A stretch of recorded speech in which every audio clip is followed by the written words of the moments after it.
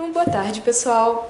Nós somos, então, a Comissão de Estudos da Comeb Nordeste e nós estamos estudando o livro A Gênese. Hoje é o capítulo 4, o papel da ciência na Gênese. Eu sou a Adriana. Eu sou o Daniel. E eu sou a Luísa. Então, Luísa, manda brasa. Então, gente, o capítulo 4 ele fala basicamente sobre a conexão da Gênese com a religião e como esse é o link, né, da Gênese. Eu gostei muito desse capítulo e algumas partes que eu gostei muito, não sei se vocês repararam, que ele pega assim, especifica, tipo, a filosofia é a parte responsável pelo sentimentalismo, explica tal, e eu gostei muito disso, porque eles separam mesmo como... Esse capítulo, eu acho que é um capítulo que vê mesmo, coloca o espiritismo enquanto ciência e compara ele enquanto religião com as outras religiões. E fala, tipo, o espiritismo é o responsável por explicar, por pegar até onde a ciência não consegue e colocar uma explicação. E tem as filosofias, as sociologias, essas outras ciências são responsáveis por explicar o funcionamento da sociedade, do pensamento humano. E tem a parte racional, que é a ciência mesmo, a física, que explica o funcionamento do universo. E eu gostei muito disso, porque dá uma separada muito legal. E aí ele começa falando que o homem começou explicando o mundo com a religião, porque a religião começou com a primeira ciência, porque era o que eles tinham como pensar na época, né? E assim, depois ele entrou a ciência para acrescentar na religião. E aí a ciência ela veio como uma tese que ganhou muita força, porque ela tinha como ser comprovada, né? Acho que foi o que mais pesou. E aí, acho que outro dia eu estava lendo sobre isso, falando assim falando que a ciência, era um texto filosófico, falando que a ciência matou a religião.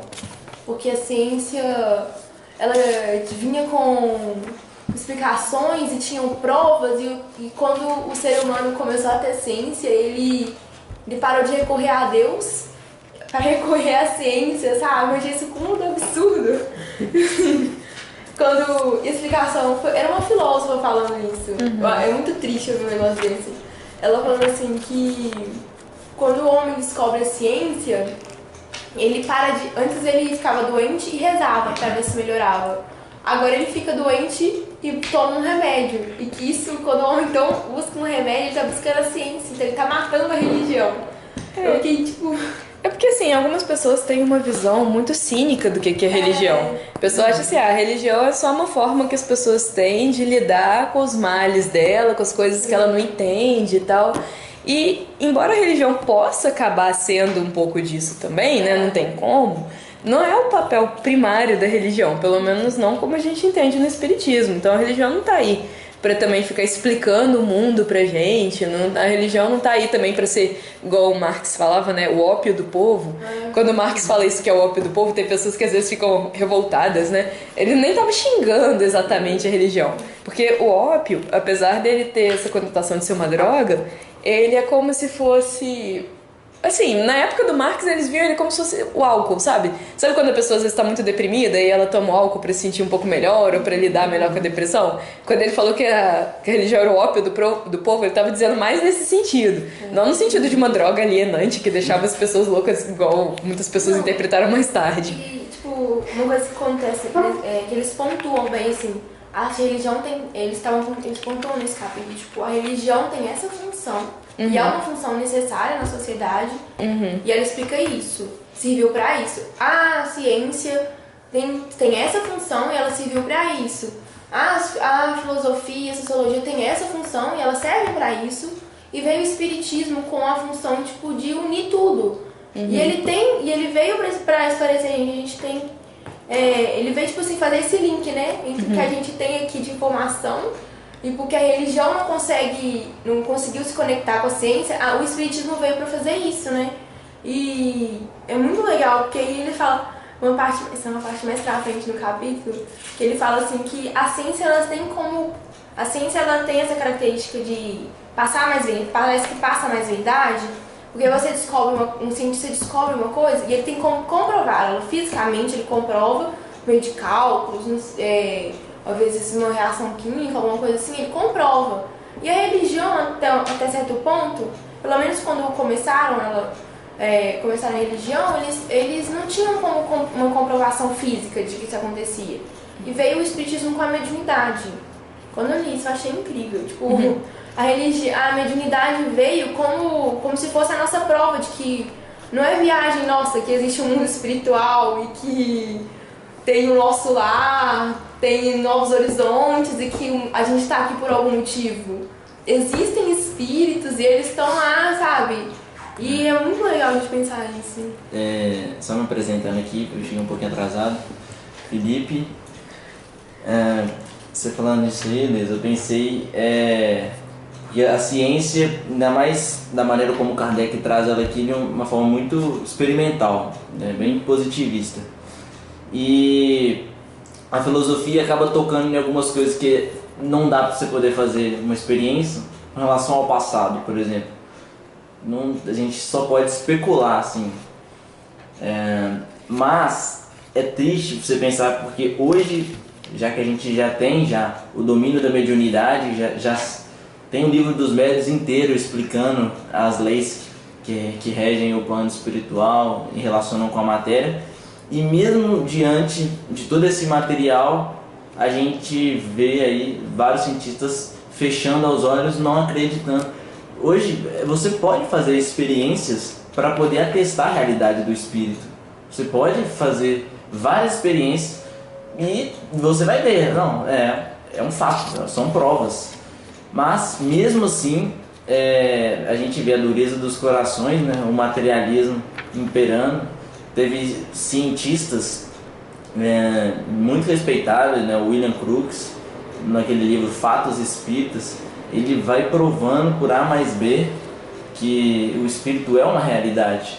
E aí não deram crédito para ele, acharam que ele estava perdendo o tempo dele, estava ficando meio doido. Aí ele faz aquele discurso, né, olha, eu já estou convencido, para mim isso já está muito bem resolvido. Se vocês não querem acreditar, é problema seus. Deixa eu continuar agora minhas pesquisas aqui na química, porque os cientistas têm essa questão, né? Se eles têm dúvida, vai, investiga e até ficar resolvido. Depois que eles se convenceram, pronto. Ele não precisava ficar mais perdendo tempo com isso. Para ele já era um fato. E ele era envolvido mais com a química e depois procurem pelo Crookes no livro de química. A maioria dos livros de química hoje tem a fotinho dele lá, quando vai falar do modelo de Thomson. Fez mesmo o William Crookes? Ele descobriu os raios... Aliás, não é que ele descobriu, né? Ele criou uma ampola que gerava raios catódicos. Esses raios catódicos ajudaram o Thomson a fazer o modelo atômico dele e também foram o princípio da televisão. Então, assim, né? De certa forma, ele é o pai da televisão, cara. Cara importante. Não é? Esse cara aí. Então, assim, ele é só o pai da televisão. Só isso. Mas isso que você falou, né, Felipe, bate um pouco com o que a gente discutiu lá no capítulo 2, né, na visão de Deus, né, que nos falta, né, a capacidade de vê-lo. E acaba que muitos cientistas, né, esses homens da ciência, desenvolvem muito o lado intelectual e esquecem de desenvolver essa parte. Porque não adianta, você pode ser o homem mais inteligente do mundo, mas se você não conseguiu envolver ali seu sentimento, né, um pouquinho da sua parte moral, não importa as provas que deem para ele não vai realmente enxergar Deus, não vai acreditar nele, que acaba que bate um pouco na fé. E por isso que é triste a gente ver essa disputa, né, que não deveria existir entre religião e ciência. Porque de um lado os cientistas são muito... Alguns cientistas são muito frios, né, ficam orgulhosos ali, presos numa razão e não veem Deus. E por outro lado tem religiosos que acham que, né, que eles falam assim, eles estão vindo ali para quebrar, para destruir tudo que eles acreditam. Para desmentir, né, a religião. Como se fossem duas coisas completamente diferentes e opostas. Como que você pode dar aula de ciências e acreditar na Bíblia? Vai, podendo.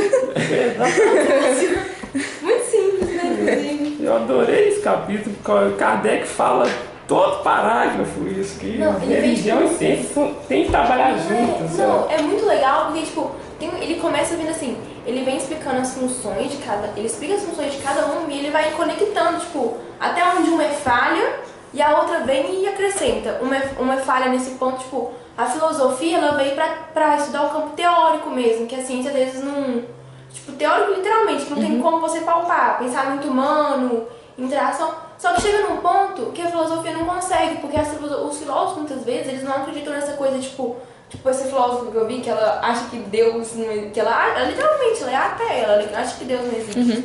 Então eles não conseguem. Aí vem a religião pra falar, não, nesse ponto que a filosofia não conseguiu alcançar, é o ponto que Deus chega e foi Deus que criou isso aqui. São as leis que regem o universo. E aí a ciência vem e complementa aquilo e vão complementando uma a outra. E as pessoas não conseguem ver, sabe? É muito bonito. E quando a pessoa nega uma...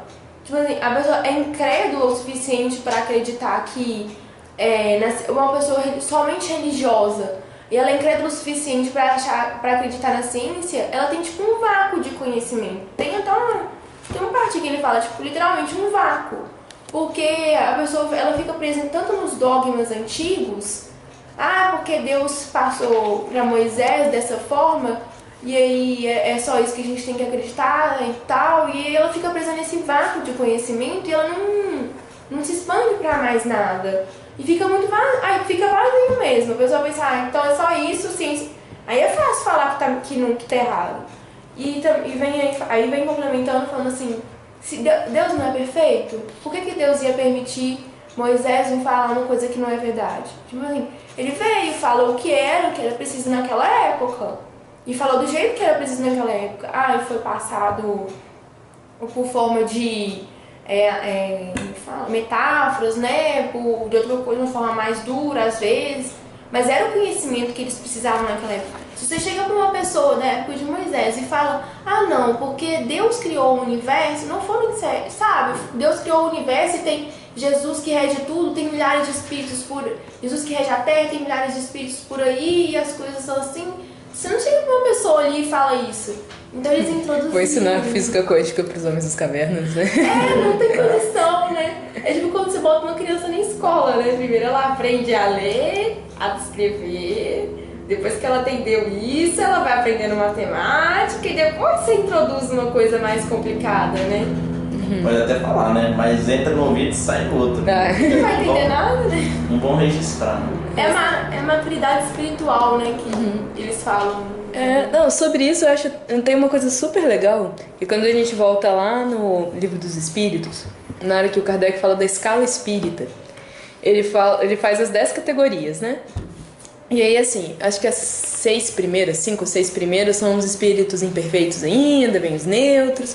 Aí, quando ele chega nos espíritos bons, não sei se vocês lembram, tem 3 categorias de espíritos que, de acordo com ele, estão mais ou menos na mesma faixa evolutiva, que são os espíritos benevolentes, os espíritos sábios e os espíritos de sabedoria. Aí, o que seria isso? Então, os espíritos benevolentes seriam aqueles que são bons mesmo. Eles são pessoas boas, que querem ajudar o outro, que colocam o bem-estar do outro à frente do dele e tal. São realmente aquelas pessoas docinhos, assim, sabe? Que amam muito. Aí, tem os espíritos sábios, que são espíritos que conhecem muito. Eles têm um desenvolvimento intelectual fabuloso. Assim, claro, já que como eles são espíritos bons, obviamente eles não são esses intelectuais orgulhosos, mas ao mesmo tempo eles não necessariamente são tão benevolentes igual os outros.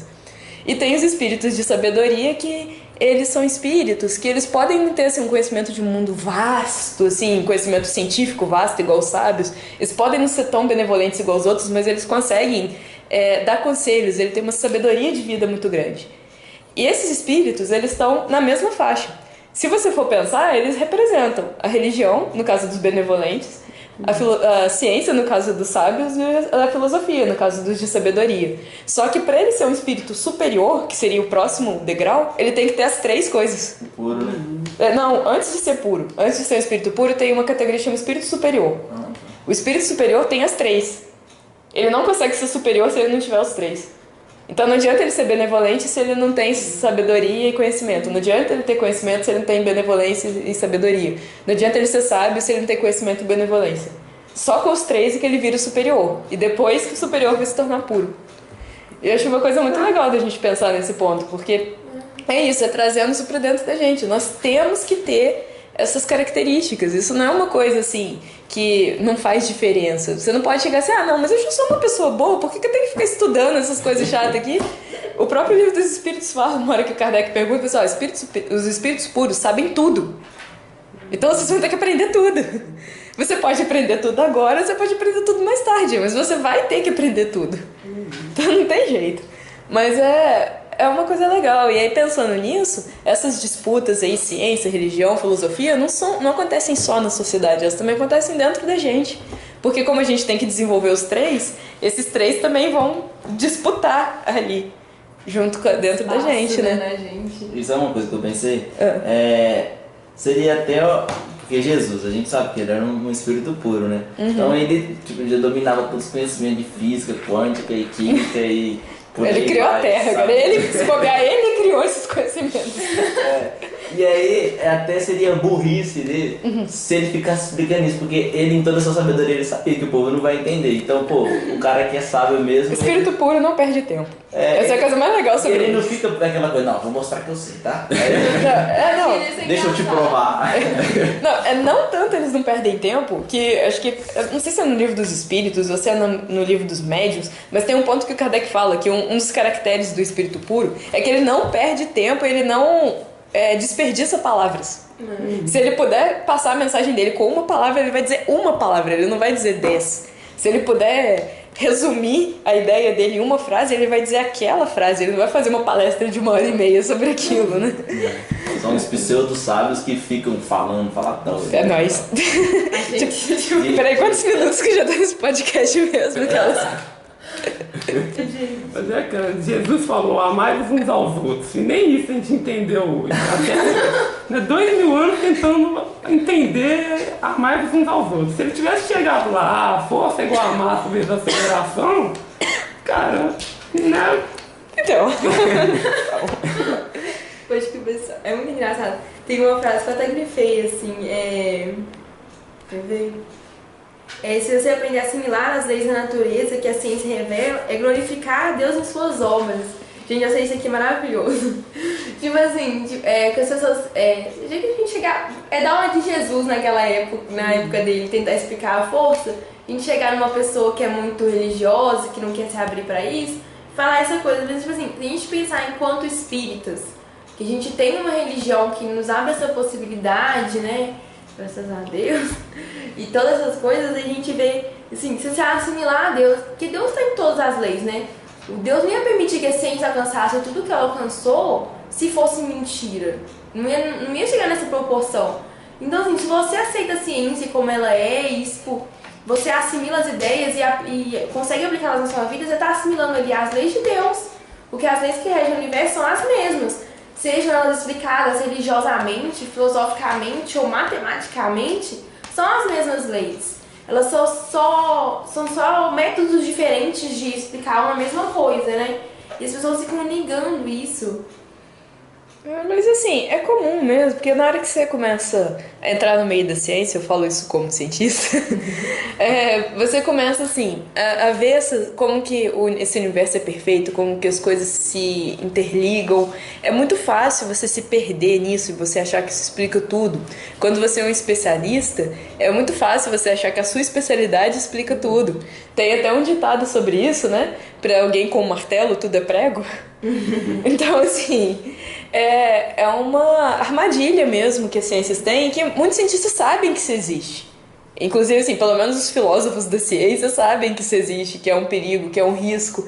Mas é muito fácil de cair, a gente é muito falho, todo mundo precisa de uma bengala, até mesmo o ateu na sua filosofia até, aquilo acaba sendo a bengalinha dele, porque a gente ainda é meio fraco, assim, para as coisas da vida, a gente precisa apegar a alguma coisa. E uma coisa que ontem, aqui no cantinho, a gente estava fazendo um estudo do Mildinho, e o nosso versículo era um que Jesus falava que quem cresce nele iria jorrar água viva. E aí, a gente voltou um pouquinho lá no nosso lar, porque no nosso lar, tem o Ulisses falando no momento, que a água, ela organiza totalmente a vida material. Afinal de contas, é a água que permite que a gente possa comer as coisas, a gente precisa beber água. A cidade se organiza em volta de um rio, porque a gente precisa estar perto de uma fonte de água. Então, no final das contas, a água é a raiz da nossa vida material.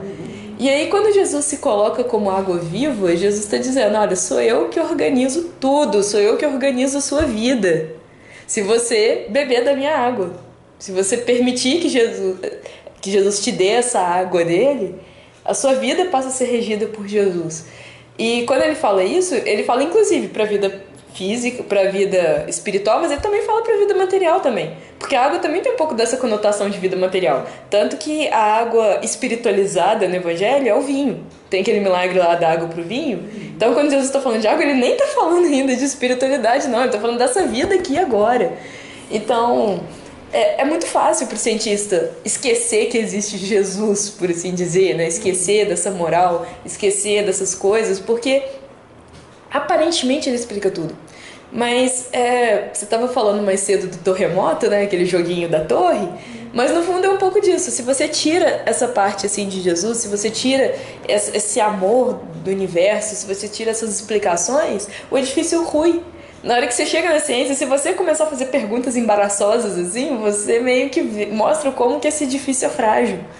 Só que é claro que quem tá lá não vai admitir isso. Então, assim, tudo que a gente pode fazer é esperar mesmo que essas pessoas, cada qual o seu tempo, vá chegando nas conclusões. Mas olha, eu já falei isso, deve ter uns 2 ou 3 podcasts, eu vou repetir de novo. Toda ciência que não esteja evoluindo nas linhas do amor, né, não esteja evoluindo junto com isso que uma religião verdadeira traz, ela vai cair em algum momento. Toda ciência que leva ao ódio, à separação, ao orgulho, ao egoísmo, ela cai. Todo conhecimento que traz essa visão cínica de mundo, todo conhecimento que suporta uma visão cínica de mundo, ele vai cair. Ou ele vai ser reestruturado assim, ele vai ter que ser repensado, ou ele simplesmente vai cair. Não tem jeito. Não é uma coisa que eu tô falando isso porque eu estou querendo ser a profeta aqui. É porque é a marcha das coisas, é inevitável, né?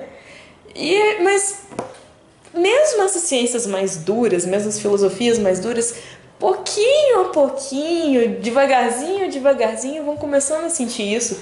Porque tá na nossa carne. A gente não consegue organizar uma sociedade se não for pelo princípio do amor. E aos poucos, mesmo o pessoal mais ateu que existe vai começar a perceber isso. E vai ter um dia que cada um... Acho que assim, a gente sempre vai ter cada um sua forma de dizer adeus, porque cada um é cada um vai ter seu nome para Deus. Mas acho que vai chegar um momento que a gente vai conseguir concordar e discordar, pelo menos. Ou pelo menos perceber, não, cara, tem coisas que a gente fala que são em comum, sabe? A gente tá caminhando para isso e eu imagino que dos sinais de um mundo de regeneração seja esse momento. Quando a gente finalmente para de disputar intelectualmente uns com os outros e pensa, não, tá cada um do seu lado, cada um buscando a verdade, cada um do seu jeito. Em vez da gente ficar brigando e disputando, vamos trabalhar juntos, né? Mas aí eu já tô adiantando nova era lá do finalzinho, né? Eu tava lembrando desses dias, na minha aula de filosofia, eu achei muito interessante. O professor, ele estava explicando sobre as ideias de Aristóteles. Uhum. E ele falando dessa questão da teoria dele, de uma teoria dele, chama teoria do mundo das ideias. Uhum. Não sei se vocês conhecem. Sim, ele era discípulo do Platão, né? Você vem do Platão, inclusive. Aí a teoria do mundo das ideias é tipo... Aí ele pegou o espiritismo pra falar, ele falou assim, seria mais ou menos o que o espiritismo fala. Eu fiquei assim, mas... Você calma. Se você pegar, tipo assim... grosseiramente, tem quase... É como se Aristóteles ele estivesse naquela época relembrando... assim, talvez Aristóteles, quando encarou, ele estava lembrando, assim, tendo uma vaga lembrança, que era muito espiritual. Mas a teoria seria, tipo, tudo que a gente faz aqui é uma cópia imperfeita do mundo das ideias, né? Sim. Então, tipo, seria a gente reencarna, né, e das lembranças que a gente tem do mundo espiritual lá, a gente tentou reproduzir aqui. E acho que se a gente parar pra perceber, tipo, até a filosofia tá com esse link assim. Aí quando eu ouvi isso na aula de filosofia, eu fiquei encabulada. Eu falei, nossa, gente, Platão naquela época, tanto tempo antes, Aristóteles, tanto tempo antes de surgiu o espiritismo falando uma coisa Antes de Jesus, cara. Antes de Jesus, né? Falando uma coisa dessas. E tipo assim, e até as coisas estão na nossa cara mesmo, são em comum e a gente não consegue perceber. Eu fiquei encabulada com esse negócio. É que assim, a ideia do mundo, essa ideia dele do mundo das ideias, né? É um pouco viagem as coisas. É que assim, é uma ideia assim, interessante pro que ele estava se propondo, que seria assim, se existe uma borracha, em algum lugar existe o protótipo ideal da borracha, né? Tipo, a borracha ideal. E todas as outras borrachas são as cópias imperfeitas dela. Isso não é exatamente a visão do espiritismo. A visão do espiritismo é que os objetos, às vezes, em muitos casos, né, são às vezes desenvolvidos no mundo espiritual por ideias discutidas no mundo espiritual, que quando a gente reencarna a gente traz isso aí, e baseado nessa a gente materializa, por assim dizer, essas ideias. É por isso que o Kardec chama a Terra de uma cópia imperfeita do mundo espiritual. Não chega a ser o mundo das ideias, mas é uma ideia semelhante, assim. Se você quiser, assim, discutir, fala assim, vamos ver as semelhanças, acaba sendo uma ideia, assim, de que os objetos materiais não são criados no mundo material, né? Eles vêm de ideias superiores. Porque o próprio Platão também e o próprio Aristóteles também nunca chegaram assim e falaram assim, o mundo das ideias fica ali, o mundo das ideias é assim. Eles nem falaram se esse mundo das ideias é realmente um mundo. A princípio poderia ser. Se é a nossa cabeça ou se é um lugar mesmo, né? Poderia ser o nosso inconsciente, o mundo das ideias, vai saber. Mas eu acho interessante, sim, porque a filosofia grega é muito avançada em muita coisa que, com o passar do tempo, a gente foi esquecendo e depois tem que voltar lá e retomar. Porque também, os gregos, eles tinham o tal do ócio criativo, né? Que é aquele negócio, assim, de você não estar lá, sei lá, arando a terra e fazendo um trabalho pesado, para que você possa se dedicar a pensar, a raciocinar, a trazer inspirações, né? E isso que é uma coisa, assim, voltando aqui nesse capítulo, é uma coisa também que eu acho muito legal que o espiritismo traz, que você falou lá da mediunidade, porque no fundo, mediunidade é só um nome mais desenvolvido, mais espírita, para inspiração. A inspiração, de acordo com o próprio livro dos médiuns, é uma forma de mediunidade. É aquela mediunidade intuitiva que eles chamam. Então, inspiração, intuição, é uma comunhão nossa com o plano espiritual. Então, a princípio, tanto a filosofia quanto a ciência também dependem da mediunidade, porque os filósofos e cientistas, eles precisam ser inspirados para fazer o trabalho deles. Todo mundo que já teve uma pesquisa, que precisou fazer pesquisa, sabe que tem momento que você não sabe, e você fica lá lendo os livros e nada responde, e você tá lá arrancando os cabelos e tal, e aí quando depois que você estuda bastante, você vê um monte de coisa, de repente vem a inspiração. Vem uma luzinha assim, te dando, não, pera, sabe aquilo que você leu?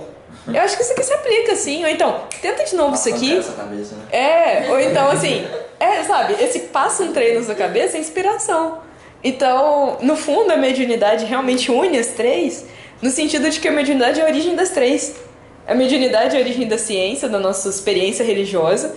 A mediunidade é a origem da inspiração filosófica e é a origem da inspiração científica. Então, a gente está o tempo todo em comunhão com o plano espiritual. São formas diferentes da gente perceber o que o plano espiritual está tentando passar pra gente. Verdade. Então, nesse ponto, quando a gente às vezes brinca assim, nossa, tem cientistas que levam a ciência como se fosse uma religião. E levam mesmo. Tem filósofos que encaram a filosofia deles como se fosse uma religião. E é mesmo, porque tá na mesma fonte, tá da mesma origem. Acho que todos tentam explicar a mesma coisa no final das contas, né? Não, mas é isso. Sempre, a gente nunca tá sozinho. Mesmo a ciência, por mais que ela seja um triunfo da lógica humana e tal, se não fosse o plano espiritual dando aqueles toquinhos na gente, a gente tava muito pra trás. Quantas histórias de cientistas aí que dormiram e sonharam com as teorias dele? Quantos cientistas que realmente tiveram aquele toque, assim? Quantas coincidências, muito entre aspas aqui pra vocês que não estão vendo eu fazer as aspas, que já fizeram grandes descobertas científicas. Cara, o Alexander Fleming ia jogar fora as plaquinhas emboloradas lá dele que levaram a descoberta da penicilina, que levaram a descoberta dos antibióticos. Ele olhou pra aquilo e falou estragou. Mas ele teve aquela inspiração de, não, pera, dá uma olhadinha aqui. Esse mofo aí matou as bactérias. Você não acha que isso aqui pode ser importante, não? E vários cientistas. O Mendeleev sonhou com a tabela periódica. Antes dele acordar e organizar daquele jeito. Claro, exemplo de inspiração mediúnica. Não é? Não, e se eu for ficar aqui, a gente fica o resto do dia, porque no fundo é um pouco disso. Cara, eu sou a menor cientista do mundo, assim, até talvez literalmente 1,55 e tal. Quando eu tava lá na química ajudando meu orientador, teve um momento que... Sabe aquele momento assim que, nossa, esse experimento não tá dando certo, ai meu Deus, o que mais que a gente faz? E aí foi um acidente bobo, assim, uma pessoa que me chamou pra conversar, eu fui conversar e quando eu voltei o negócio tava queimando lá, que finalmente me permitiu fazer o que ele tava querendo lá, eu alcançar o negócio que precisava. Então não tem jeito, cara, a gente não é essa Coca-Cola toda que a gente acha que é, a gente precisa dessa ajuda do plano espiritual. E a mediunidade realmente une muito nesse ponto, porque é a hora que o espírito fala assim, opa, tá pronto, ele tá cheio de conhecimento na mente. Vamos usar esses conhecimentos para trazer esse conhecimento para a Terra porque está precisando. Assim fica sendo o nosso mérito no sentido que a gente estudou. Também, assim, uma pessoa que não estuda não vai ter uma inspiração espiritual para um conhecimento científico. Mas, ao mesmo tempo, a gente tem que ter essa humildade de pensar, olha, se o plano espiritual tivesse dado esse chutinho aí, a gente ia ficar mais uns 200 anos tentando descobrir esse negócio. Então, é uma colaboração, é uma comunhão mesmo. Acho que é uma coisa muito legal que Kardec fala, que o Espiritismo vem mostrar não só que o mundo espiritual existe, porque várias religiões são espiritualistas e acreditam no mundo espiritual de uma forma ou outra, mas o Espiritismo vem mostrar que o mundo espiritual, ele ajuda a Terra, ele está em solidariedade com a Terra, que os dois evoluem juntos, que o plano material e o plano espiritual dependem um do outro, eles evoluem juntos e que a mediunidade é esse elo, assim, que permite que o plano espiritual nos ajude a impulsionar. E o plano espiritual é essa oficina que os espíritos precisam para vir, para colocar, para se depurarem, para evoluírem. Então, nós somos todos uma família só, é toda a mesma humanidade. Os encarnados e desencarnados são a mesma humanidade. Todo mundo junto, sabe? Isso eu acho muito legal. É uma coisa interessante, tipo, a religião, ela tem a ciência veio e tirou o véu da religião e veio a filosofia e tirou a incredulidade das pessoas e depois a gente conseguiu provar tudo isso e juntar para chegar às conclusões do que são hoje, né? Acho que essa é a essência essa é a essência principal do capítulo 4, é por isso que ele é tão interessante de ser analisado. E algumas coisas aqui do capítulo 4 ele comenta de novo em outros capítulos, a gente provavelmente vai falar isso mais. E eu acho que a gente realmente pode parar aqui por aqui hoje. E a gente já tá chegando nos capítulos científicos. Aquelas... Agora que fica bom. Cara, eu sou química e o Daniel é físico. Então vocês podem esperar que vai ser muito divertido pra gente quando chegar nesses capítulos, pessoal. Com certeza. Então, alguém tem mais alguma coisa pra acrescentar? Então, isso aí, pessoal. A gente fica aqui por hoje. Bons estudos pra todos e até a próxima.